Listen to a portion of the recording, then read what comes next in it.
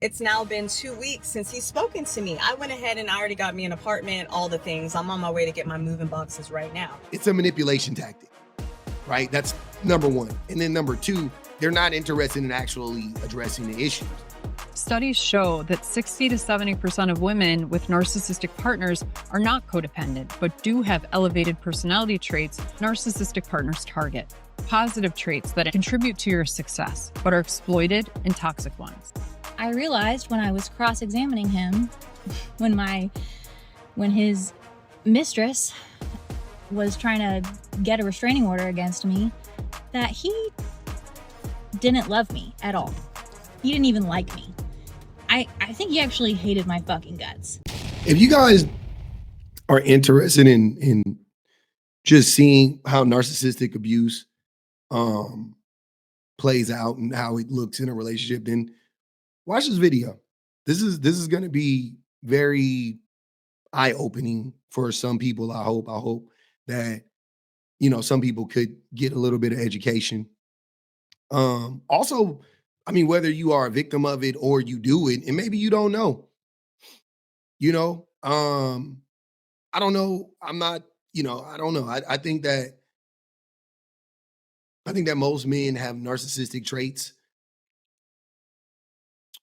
I think the vast majority of men have narcissistic traits. I think that most men, if we went and got diagnosed, I think most men would probably qualify as narcissistic.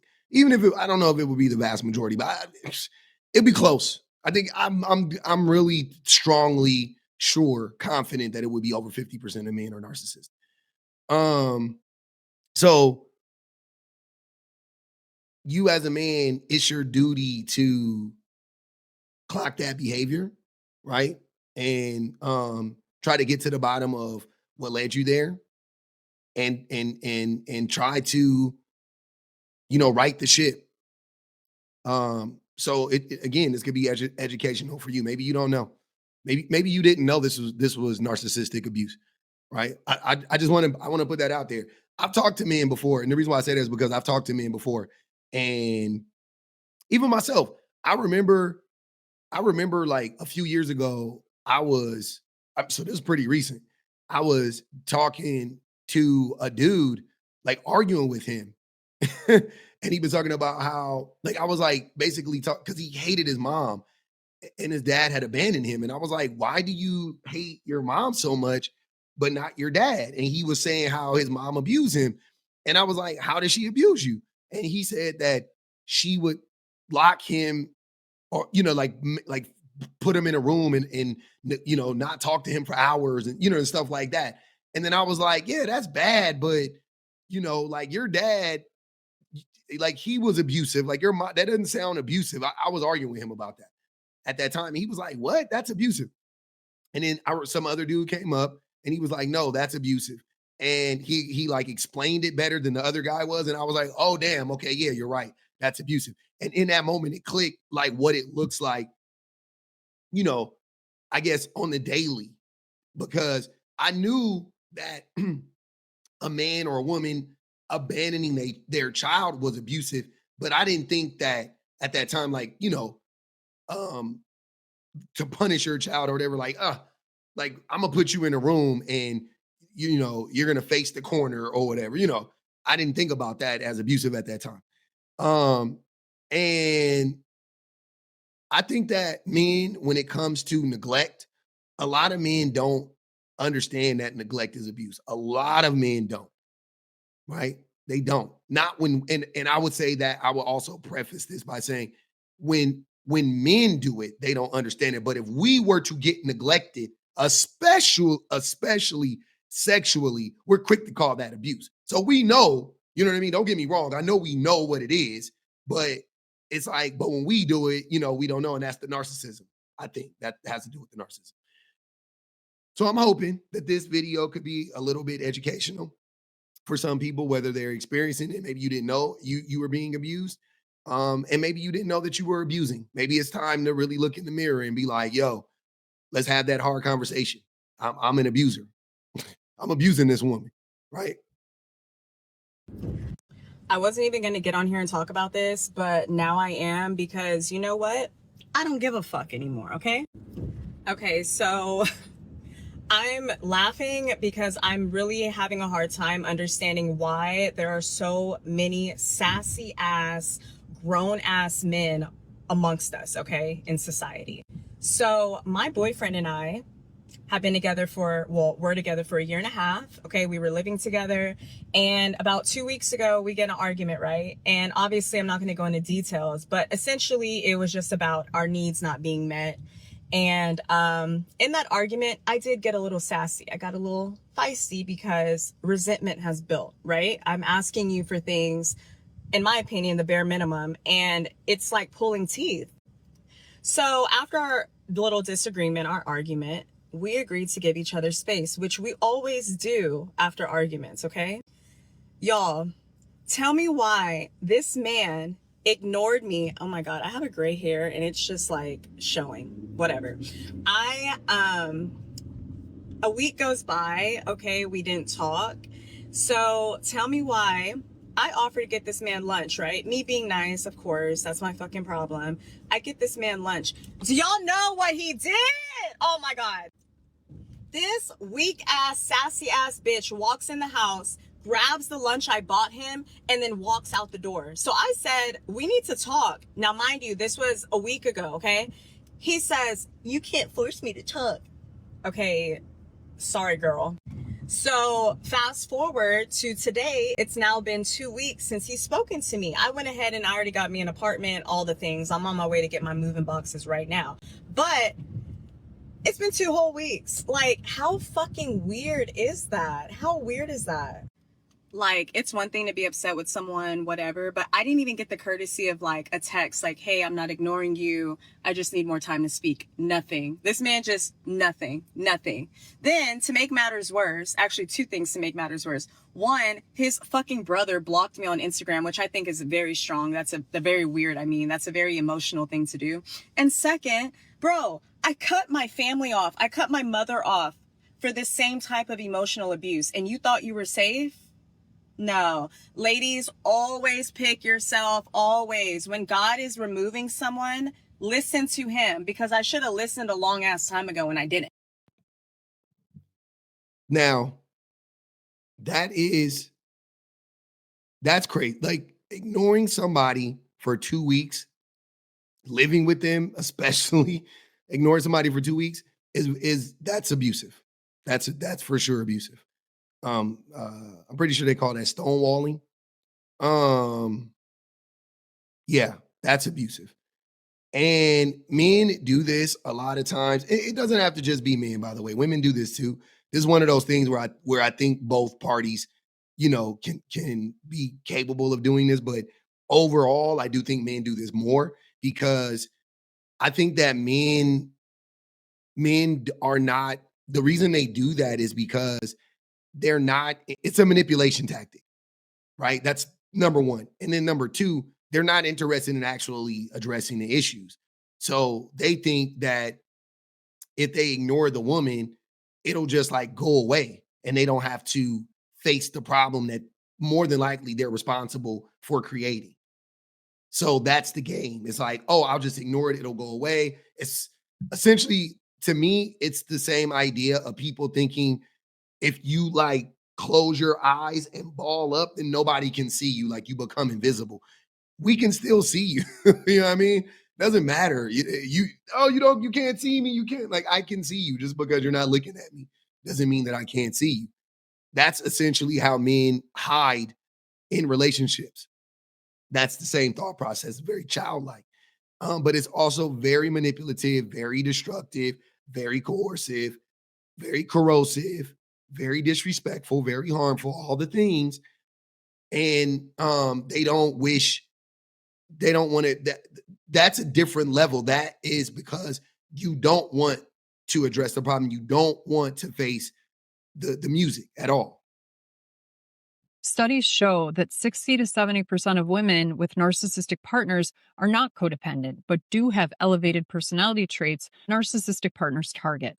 Positive traits that contribute to your success, but are exploited in toxic ones.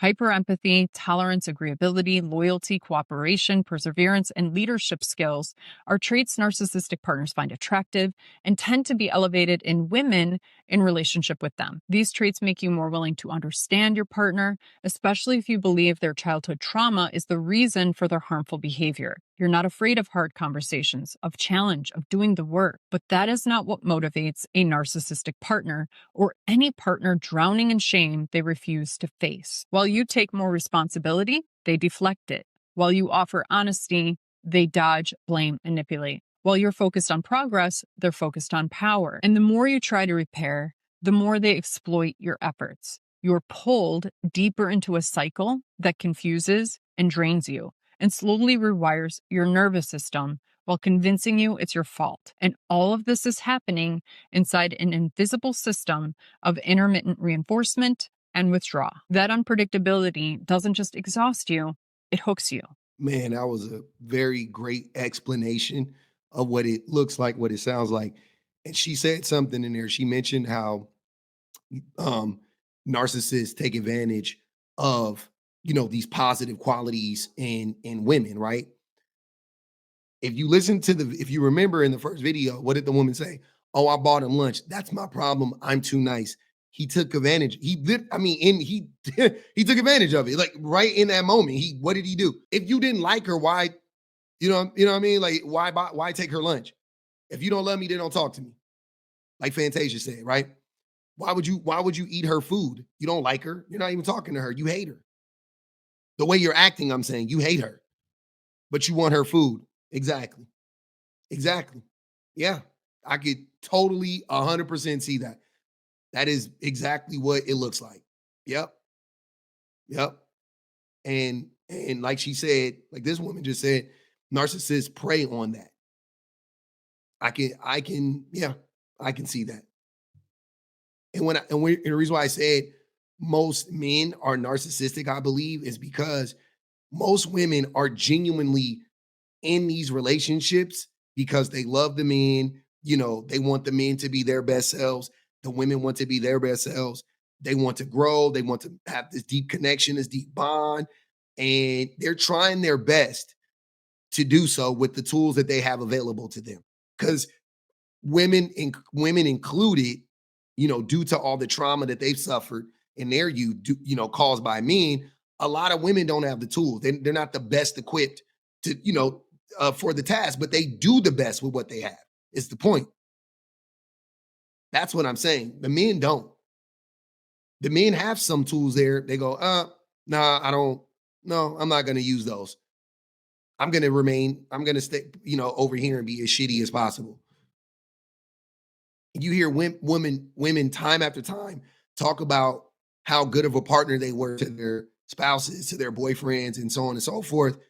And, it's like these men just despise them. And you're just like, I know men hear that and they go, why you believe in the women? Because I'm not a dummy.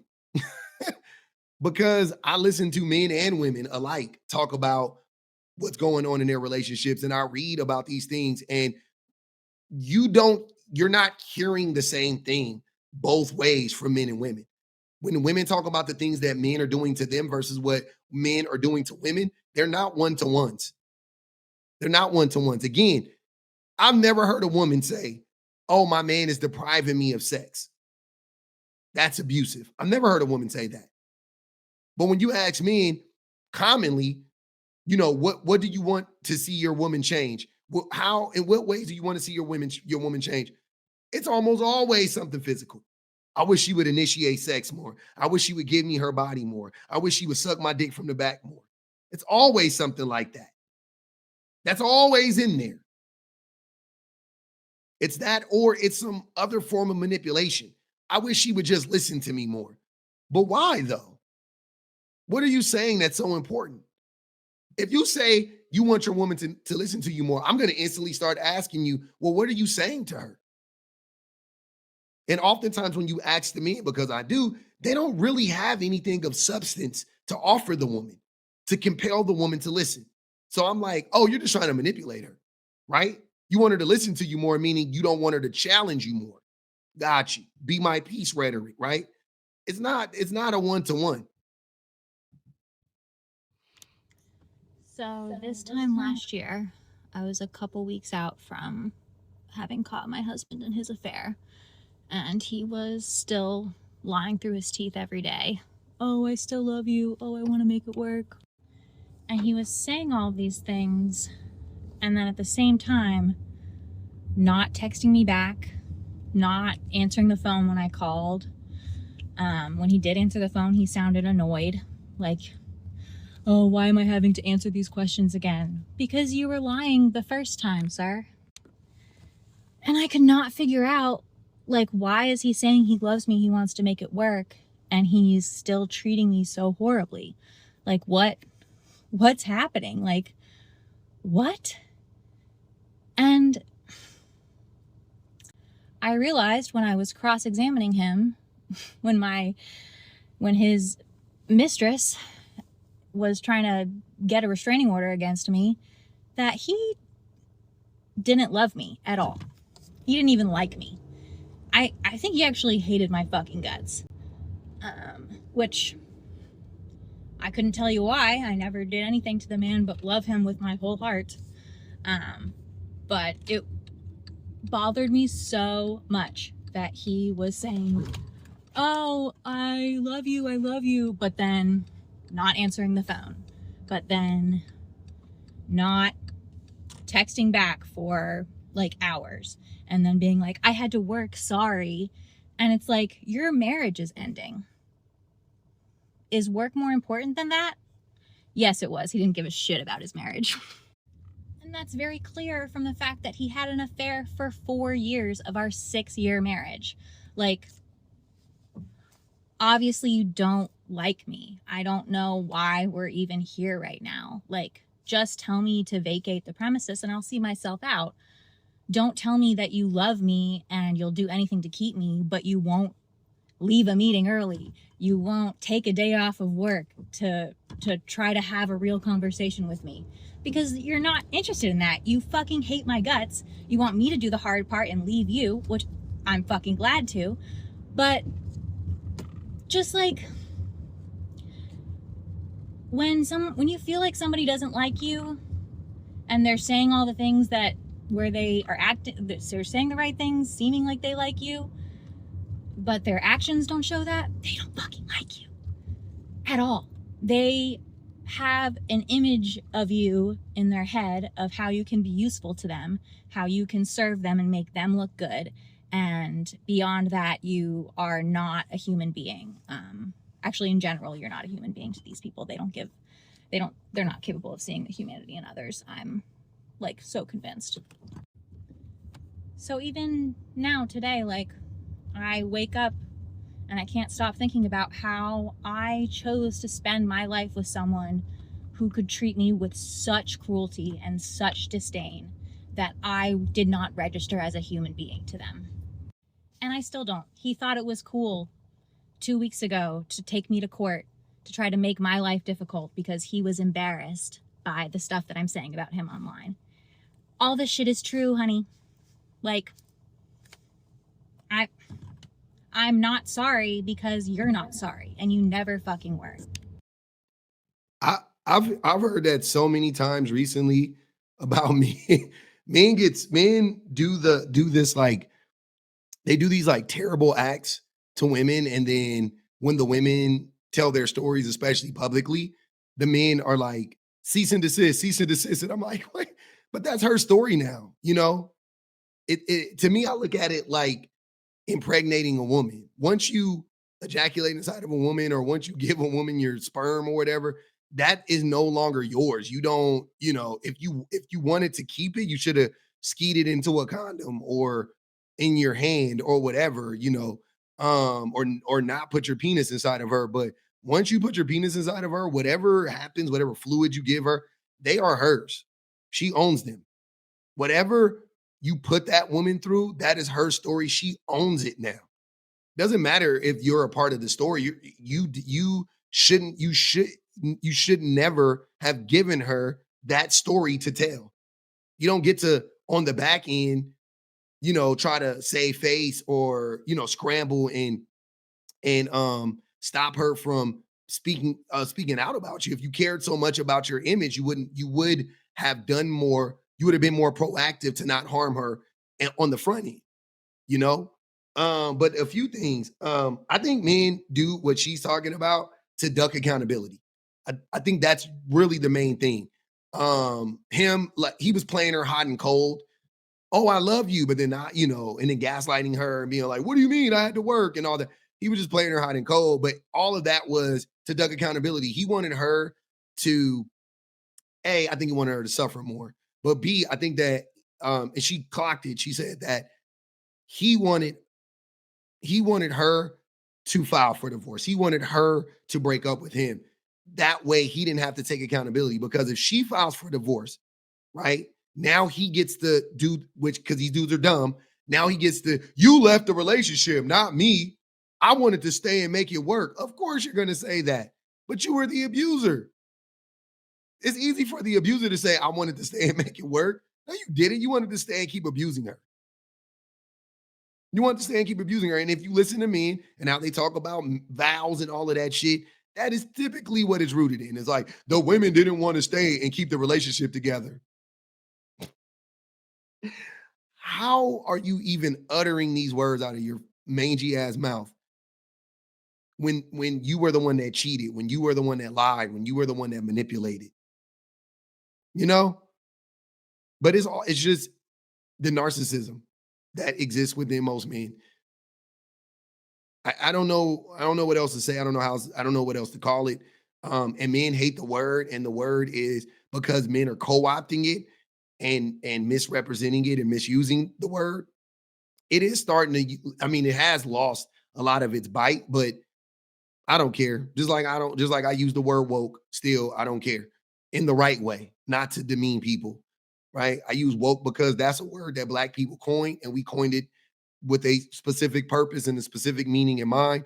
And I'm still going to use it. I'm not going to let, right wingers co-opt that term and take it away from me. The same way I'm not going to let narcissistic men co-opt narcissism and act like it's not a real thing and try to beat women to the punch and be like, oh, women are the real narcissists, or that's narcissistic abuse and you're gaslighting. None of that's true. None of that's true. It's us. At the end of the day, it's still us. It will continue to be us until we start to address these issues.